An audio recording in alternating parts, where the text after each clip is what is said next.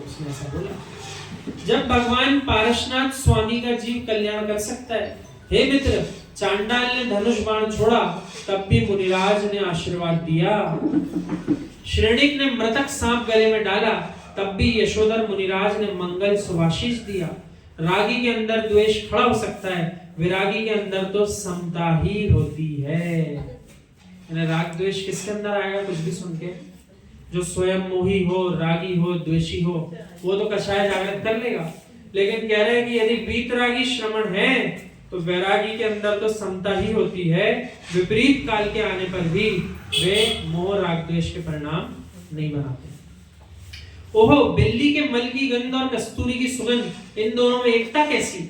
इसलिए रागियों का हृदय, द्वेषियों का हृदय बिल्ली के मल की दुर्गंध हो सकती है, पर योगियों का हृदय तो कस्तूरी मृग की नाभि की सुगंध होती है।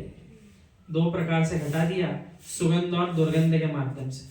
यानी जो चारित्रधारी जीव हैं, आगे बढ़ चुके हैं, महाव्रत का पालन कर रहे हैं, उनके पास से तो कस्तूरी जैसी सुगंध प्रवाहमान होती है। और जबकि मिथ्या दृष्टि हो, विपरीत पंथ के संचालन करने वाले हो, उनके पास से तो ऐसा जानो जैसे बिल्ली के मल की गंध आ रही हो। कभी स्वप्न में भी मत सोचना मुनि बनके कि इसने मेरा अपमान कर दिया। आत्मा का अपमान कभी होता ही नहीं। हे मित्र, रहस्य पकड़िए क्या है, अब क्या है? अरे ऊपर क्या, नीचे क्या? ऊपर थे तब क्या था, नीचे आ गए अब क्या है? ज्ञानी आत्ममीमांसा पढ़ना चाहिए। कितना गहरा सूत्र सिखाया कि मुनिराज बनकर तो स्वप्न भी ऐसा नहीं आ रहा है कि किसी ने हमारे लिए अपमान सम्मान का काम कर दिया। क्यों? क्योंकि वे कह रहे आत्मा का कोई अपमान सम्मान कर नहीं सकता, आत्मा का कोई अपमान सम्मान कर ही नहीं सकता। तो इसलिए मुनिराज बनने के बाद ऐसा भाव कभी कम से कम अपने अंतर से ना है। अगली गाथा आत्ममीमांसा की आ रही। सदैव सर्वम कौन इच्छेत स्वरूपादि चतुष्टया असदैव विपर्यासन्न क्षेत्र व्यवतिष्ठते।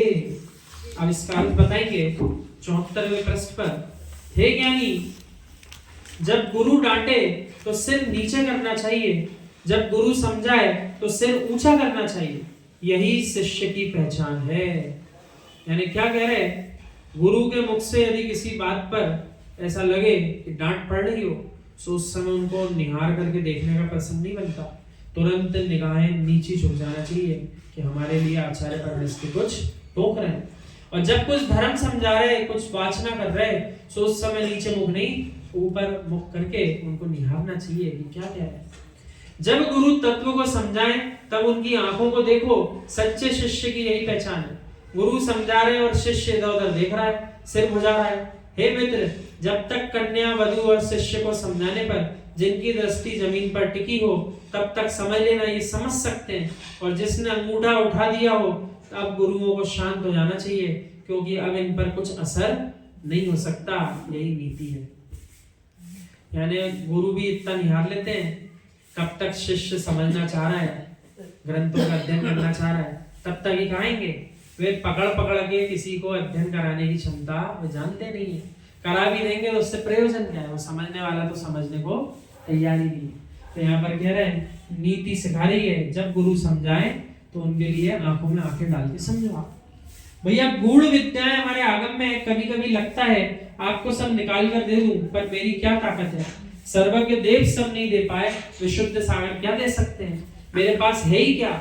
जो उनने दिया है वही मैं आपको किंचित दे पा रहा हूँ।